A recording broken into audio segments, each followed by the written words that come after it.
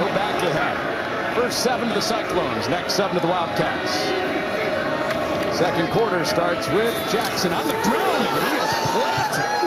VJ Payne with the dump truck. He says, that's my name. A safety extravaganza on both sides of the ball. Great recognition, wrap, and finish. And this is wrestling country, right? Is that a three-point move? That's something good in wrestling. I'm not sure what that is. Wow, near treetop going on. Payne has been known for big hits and some big misses. That was the first part of that. Shot and drops. Was in the bucket with tight coverage on Higgins. And no flag comes out. That was a towel down. No flag. Third down. Higgins on Garber. Good release. He stacks him. Man, these guys, they're playing right on the edge in the tradition of great K-State DB play. A lot of palms up, frustrated wide receivers because they're just pesky. They fit. Not a flag right there. Play on. Good ball that time for Rocco Becht. They are over on third down tonight. They've had some manageable fourth downs. Keep it on the ground with Jackson, and he grinds his way for a few yards. And the field goal unit getting ready for Iowa State. Nice job by Brendan Mott that time. He's been so good against the pass. That time they try to spring him, anticipating some sort of a third and down pressure from defensive coordinator Joe Klanderman. They play it straight. Mott crosses the face, sets up this. Kyle Conrady from 41 yards out to give Iowa State the lead back after this for the first 7 on this cold night. Conrady is peering. Apparently it's playing out that way. The month of November has been magical. It's been made for TV viewing. And coming down to last weekend, right now, as we speak, 4 teams still in contention. It's a big deal for the Big 12. We have some data and some idea of what the committee's thinking, right? Where do you feel like the Big 12 stands as far as the playoff? Well, I think the committee needs to spend more time thinking about strength of schedule. I'm really focused on that. And, you know, if you think about 82% of our opponents in the Big 12 are P4. And we've won 71% of those games. Yep. And that leads all FBS. So I love where we are. And, you know, I think about the conference, that there's a lot of parity. But when you think about the P4 across all the major conferences, there's a lot of parity there. Think about Texas and coming from the Big 12, leading the SEC. Think about Oregon, which didn't even win the Pac-12, okay, last year, and they're leading the Big 10. So not only is there parity across our conference, I think there's parity across the P4. But it gets to me, it comes down to strength of schedule.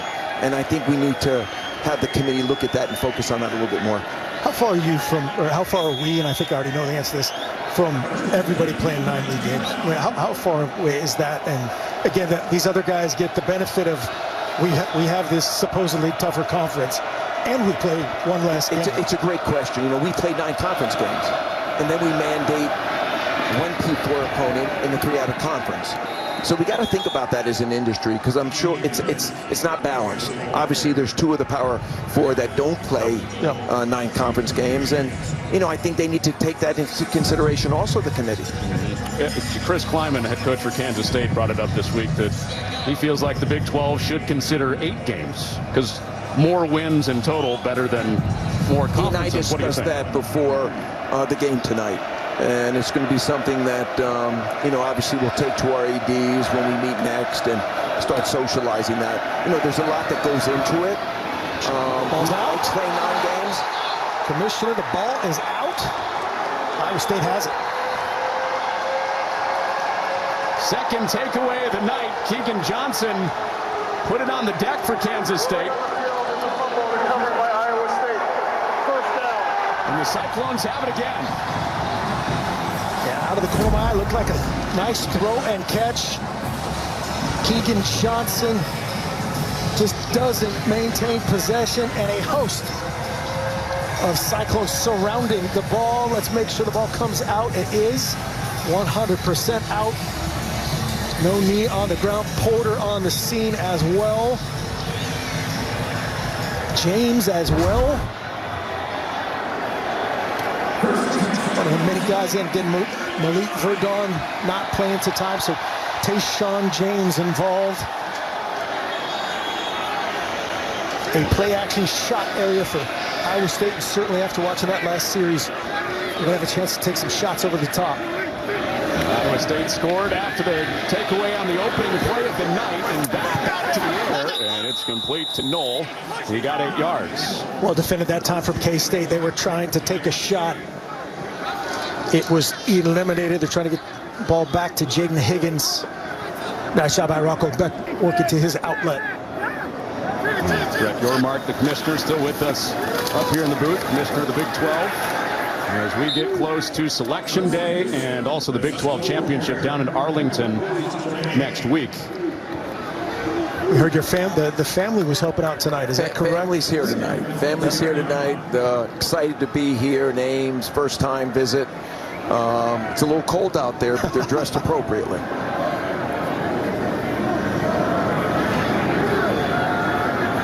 Doing some real-time scoreboard watching. TCU and Cincinnati going on right now. Iowa State with a Cincinnati win would be win and in to next week's Big 12 championship game. BYU and Houston still coming up tonight. That's over the top. And a juggling triangle with a flag out. Steve O'Klotz almost with a highlight catch.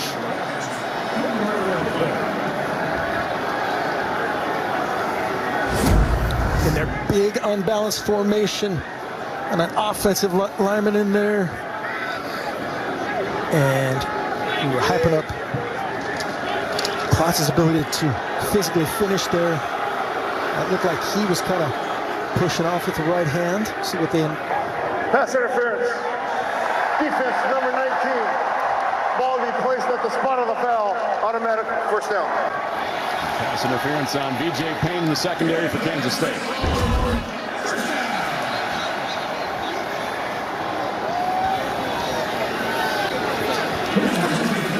So scoring range for Matt Campbell and Iowa State off of their second takeaway of the night, trying to take a 2-score lead. Got Enders up top to run this.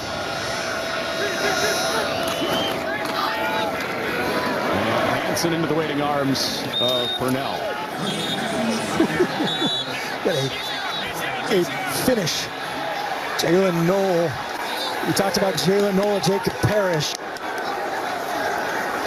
being physical. Jalen Knoll on the edge, battled out of bounds. That time the action took place inbounds. You can see Jacob Parrish saying, "Hey man, he threw me down." Kind of did. Physical finish. We'll see. Saw that footage. Those guys are going to battle all night long, physically, in the passing game and in the run game.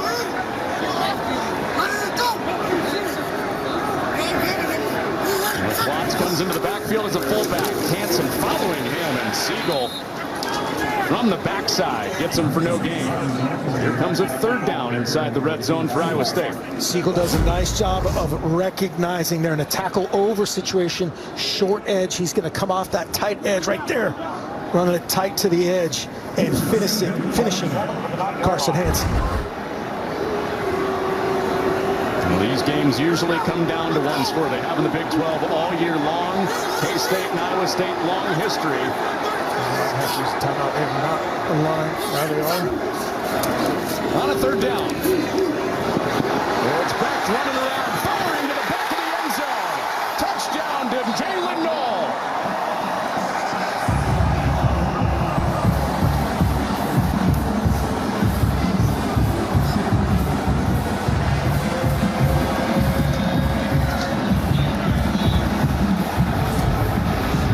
A late flag on the celebration by Big Boy Spike.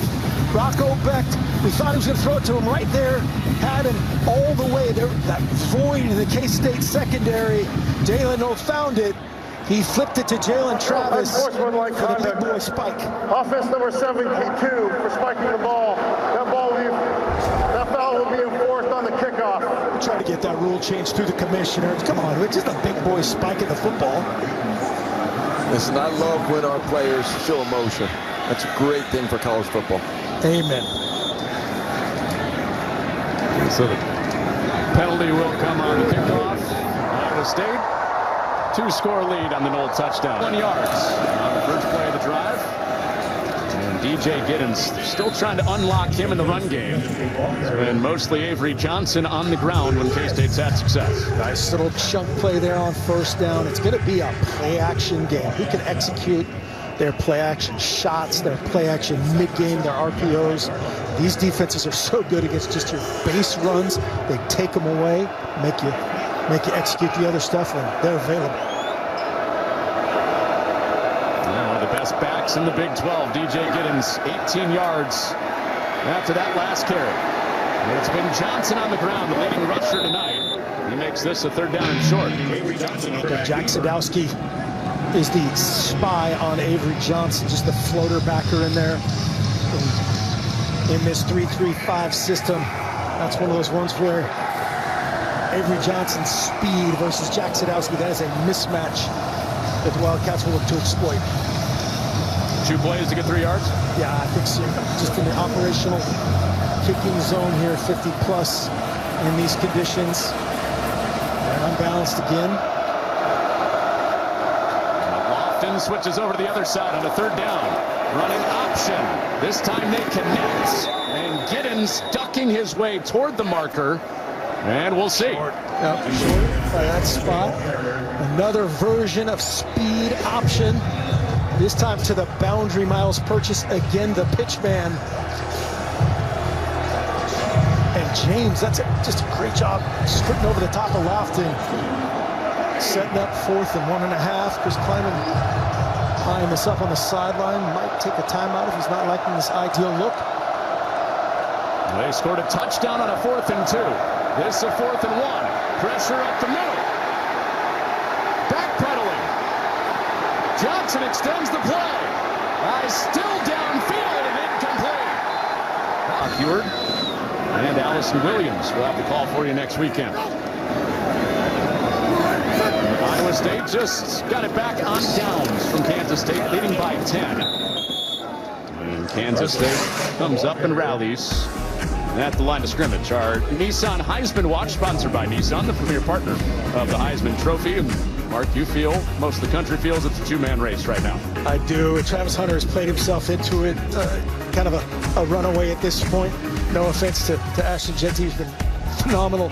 But I also don't understand how Travis Hunter's not on the 3rd list. How the best DB in America is not on the best DB award list. Mind-blowing. Oh, that almost goes the other way. Becht did not see Desmond Purnell, who would have had a pick 6. That's the 2nd time a linebacker has been in that floater area. This one, it's just, there's a lot of velocity on that. Becht says, hey man, where'd you come from? I'm bouncing out. I've been coached to play your eyes. I know where Jaden Higgins is, number 9. Oh, what could have been. Could have flipped the K-State night around on one play, chasing 10 points. On a 3rd down. Becht hangs in there, runs into his own guy, and down he goes. G.D. Obi-Izor drags down Becht. It's 4th down. Just ran into Trevor Bohr, trying to step up in the pocket, play it with him. Marco Becht stepping up, feels a little pressure there on the twist game. And then Bohr 70 trying to work it to protect his QB. He said, hey, aren't we on the same team? Well, the Wildcats get home for the first time tonight. One of the best pass rushes in the Big 12. Best offensive lines in protecting. State wins for the first time. The punt is down, short of Sterling Lockett. Time for tonight's game summary, brought to you by creating financial security for nearly 160 years. It was a very, very interesting start. We had 4 plays, 2 reviews, a turnover, then a touchdown for Iowa State. Yeah, Avery Johnson, the first play of the night. What was initially ruled a fumble recovered by Iowa State. Looked like it was going to be ruled an incomplete pass, and it stood. He has bounced back. K-State, man, they would have had a chance to equalize right there. Had Desmond Purnell been able to haul that in. Big drive right here, 6:01 left. K-State could get the ball first in the second half. They'd have to double up here. Chasing 10, first play of the drive for Avery Johnson from his 35. He wants a big one. He's got a big one. Case Brown breaks away off 2 tackles, and he is gone. 65-yard hit. Just like that, a one-score game again.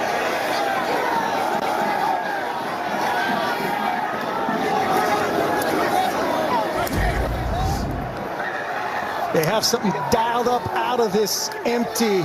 You see 12, Trey Spivey creating the space, crossing face. Jace Brown runs the seam route and breaks 2 would-be tacklers to the house. That does not happen much at all against Iowa State secondary. First in that category. Texas are allowing fewer yards through the air in K-State. A lot of quarterbacks and wide receivers say they're best friends. Avery Johnson said, look, I sincerely mean that. Jace Brown's my best friend. And there's nobody that I know better. And one thing I know about Jace is he's not scared of lining up against anybody. He just proved it against the Big 12's best secondary.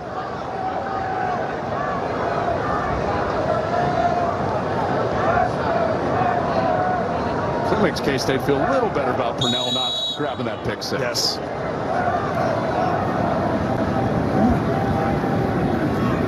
Trying to ruin a big night for their rival. Scoreboard watching Cincinnati and TCU. If Cincinnati can come back and win, this will be win and in mode for Iowa State to get into the Big 12 championship game. College football is sponsored by Ram Trucks, built to serve. Not only the shirtless warm-ups for Kansas State, but no sleeves for the mascot either. See what Iowa State comes up with. They have a bunch of formations dialed up to set up their 2 unbelievably talented wideouts, Higgins and Knoll. They have shown up big time already tonight. We'll see what they elect here. Play action. On the flat, solid pass. Purnell zooms his way in for a first down. It feels like single-digit attempts tonight. Iowa State out there, no problem at their home turf. This is just what they do in Iowa. Is it? Is that what? Wow. That's impressive. Looking like our abs there. We were out there in pregame too. Shirts on. We didn't look like we're humble. that. We're humble. We couldn't look like that. I won't speak for you. Be realistic. 14 weeks in, that's not anything you've revealed to me. First down for Iowa State. And Jackson out of the tackle to the edge. And he races for a first down. 2 different backs, 2 different carries, 2 first downs, Iowa State. Jalen Jackson is the change of pace guy. Got Carson Hansen, Sama, and showing his speed right there. Austin Romaine ensuring that one doesn't go the distance. He says, that's all right. That's a first down. Let's move him. One of the shiftiest of the 3 backs that they featured. Had a quiet second half of the season. Might take all 3 backs tonight for Iowa State against #1 rush defense in the Big 12, Kansas State.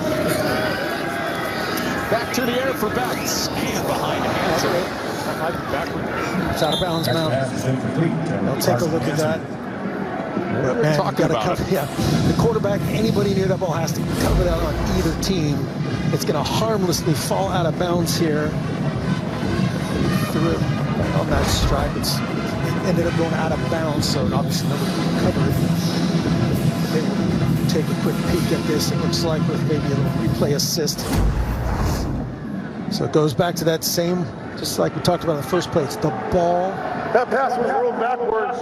The ball will be placed on the 41-yard line, second down. I think as Mike said earlier, if it's not forward, it's backward. That one looked straight down flat down the line. That is a backward pass, so they just like a tackle for loss, lose the yardage. So they lose 5 on it instead of it being 2nd and 10, 2nd and 15. 2nd and 15, 41-yard line. Kansas State just went quick change, punt, 1-play touchdown. Iowa State putting a couple of first downs together. Trying to score before the half, before K-State touches it first in the 3rd quarter. The Beck's line had it picked up, and now he's on the run. Keeps his eyes downfield, and it's incomplete. Leaping try at it for Brown as Purnell was in pursuit once again. 3rd down, Iowa State. K-State's defense does a lot of the same things that Iowa State's does. Rocco Beck's used to seeing this. And it's just a 3-man rush with a late batter. Just creates a little harassment for him, a little screen. Thinks it's a little bit more pressure than it really is, but good job getting outside and throwing it away. Cincinnati just scored. It's a 7-point TCU lead. Iowa State fans are Cincinnati fans right now, hoping they can come back. That mean a win for Iowa State would punch their ticket to the Big 12 championship. This is a 3rd down. Beck's behind his receiver, incomplete. Wanted Brown again. Garber was in the area. Time to punt for the Cyclones. Nice job changing the look up. You're going to see the backside safety started as a 2 high look, ended up as a single high look. Just a little bit of a hesitation for both thrower and receiver, harmlessly to the turf.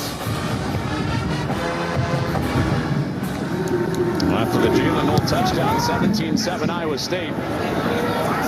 Touchdown for Jace Brown, and could keep Iowa State out of the championship game even with a win. Involved that game because of head-to-head and strength of record, some of the tie-breaking scenarios.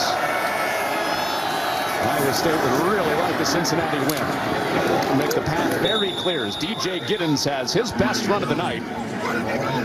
Out to the edge for 9.5 yards.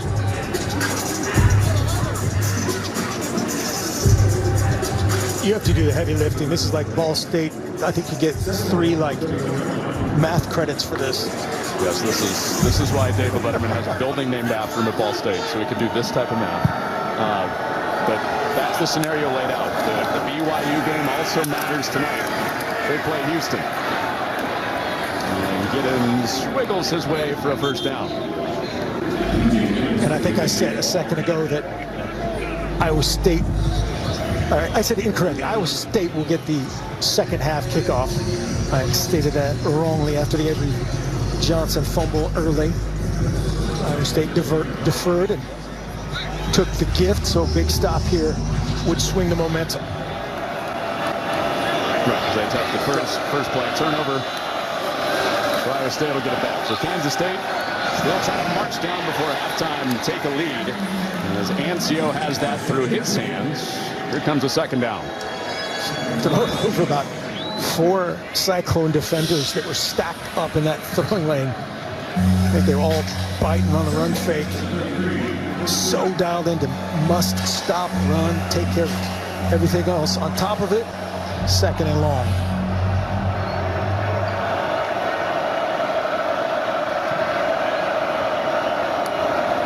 And Johnson out to the flat with a flag out.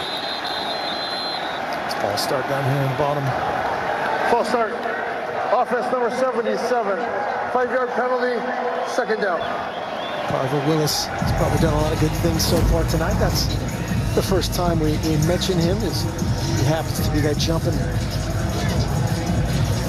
anticipating the line movement from Iowa State. Iowa State was bringing some edge pressure. That's where a smart offensive lineman could get caught in the nuance of, okay, I got my first step in. Oh shoot, what was the snap down again?